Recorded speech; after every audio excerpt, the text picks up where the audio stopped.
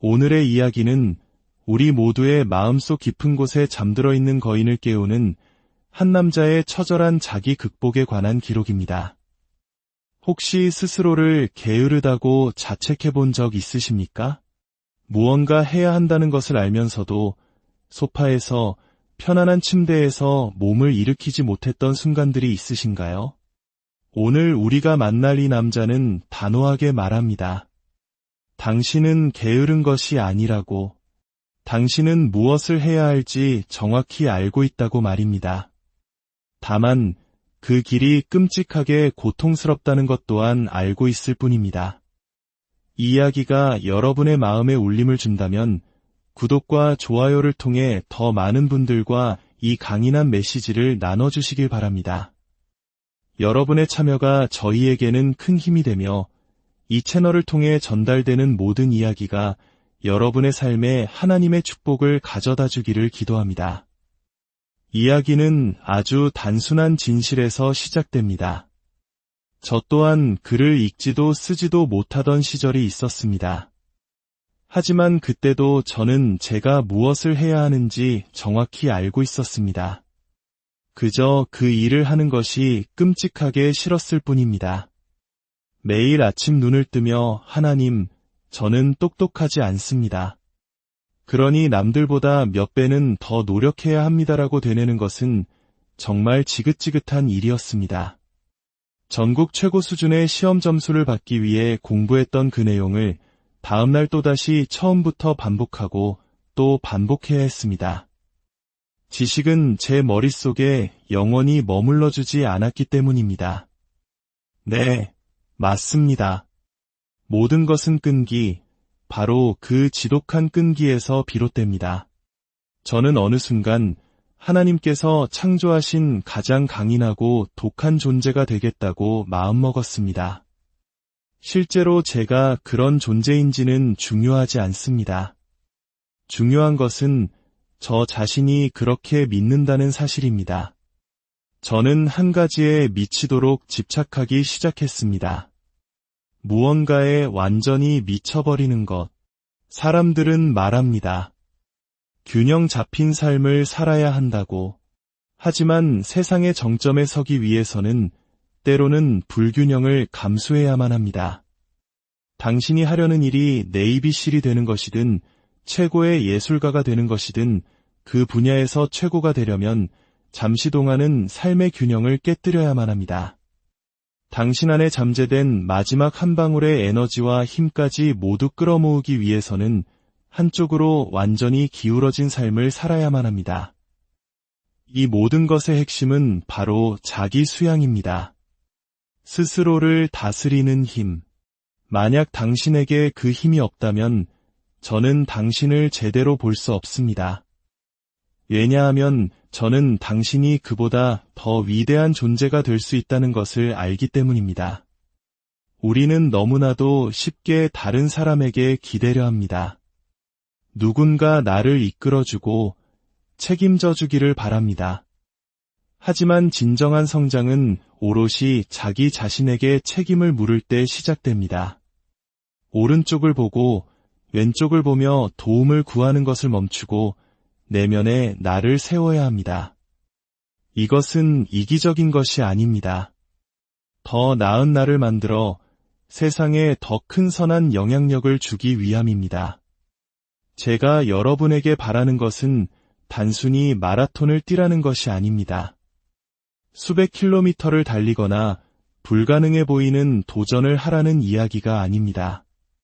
제가 진정으로 바라는 것은 당신이 스스로의 한계라고 믿었던 그 지점에서 얼마나 더 멀리 나아갈 수 있는지 확인해 보라는 것입니다. 모든 것은 바로 거기서부터 시작됩니다. 그 힘은 제가 당신에게 줄 수 있는 것이 아닙니다. 오직 당신 자신만이 찾아낼 수 있습니다.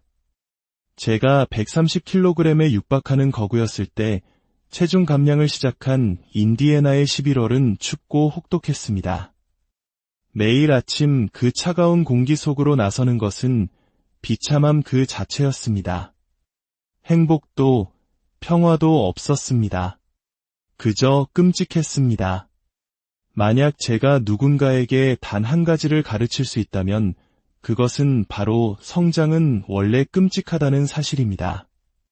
보통 사람들은 엄청난 과업 앞에서 압도당하고 맙니다. 예를 들어 턱걸이 세계 기록이 4020개라는 말을 들으면 대부분 하나님 맙서사라며 고개를 젓습니다. 하지만 저는 즉시 펜과 종이를 꺼내 들고 계산을 시작합니다. 지금 뭘 하는 거냐고 묻는 사람들에게 저는 답합니다. 계산하는 겁니다. 1분에 5개의 턱걸이를 몇 시간 동안 하면 몇 개를 할 수 있는지, 휴식 시간은 얼마나 필요한지, 모든 것을 수학 문제처럼 분해하는 것입니다. 마음을 닫는 순간 가능성은 사라집니다. 이건 할 수 있어라는 열린 마음을 갖는 순간 당신의 눈과 몸은 빛나기 시작합니다. 마치 전투에 임하는 병사처럼 당신은 공격하고 또 공격해야 합니다. 당신 앞을 가로막는 그 어떤 적이라도 이 자는 절대 포기하지 않는다는 것을 깨닫게 만들어야 합니다. 당신은 그 대상의 영혼을 파괴해야 합니다. 저는 제 앞에 놓인 그 어떤 것의 영혼도 꺾어본 적이 없다는 것을 깨달았습니다. 그래서 저는 영혼을 빼앗는 것이라는 개념을 만들었습니다. 인간이든 사물이든 내 앞을 가로막는 그 무엇이든 끈질기게 공격하면 결국 무너지게 되어 있습니다. 그 어떤 것도 집요한 공격 앞에서는 버텨낼 수 없습니다. 이제 당신의 아침을 상상해 보십시오. 춥고 축축하고 어둡습니다. 무릎 연골은 닳아 없어졌고 변변한 운동복도 없습니다. 소파는 따뜻하고 아내는 침대에 더 머물라고 속삭입니다. 어젯밤 다툼 때문에 기분도 좋지 않고 숙취도 약간 남아 있습니다. 수많은 사람들이 바로 그 순간에 주저앉습니다. 그리고 바로 그 지점이 저를 흥분하게 만듭니다. 그 순간이 저에게는 기쁨입니다. 왜냐고요? 능력을 가졌음에도 불구하고 소파에서 일어나기를 거부하는 사람들, 몇 시간 더 공부하기를 거부하는 사람들, 더 깊이, 더 멀리 나아가기를 거부하는 사람들이 너무나도 많다는 것을 알기 때문입니다. 바로 그 지점에서 저는 남들보다 앞서 나갈 수 있는 우위를 점하게 됩니다. 과거에 저는 표면적인 문제들만 해결하려 했습니다. 글을 못 읽으면 글 읽는 법을 배우는 시기였죠. 하지만 인생의 진짜 시련이 닥쳤을 때 저는 대처할 방법이 없었습니다. 저는 제 영혼의 가장 깊은 지하 감옥으로 내려가 본 적이 없었기 때문입니다. 무엇이 나를 포기하게 만드는가? 무엇이 나를 약하게 만드는가? 이 질문에 답하지 않았기에 저는 계속해서 무너지고 출발선으로 되돌아왔습니다. 그래서 저는 제 자신을 불길 속에 던져 넣었습니다.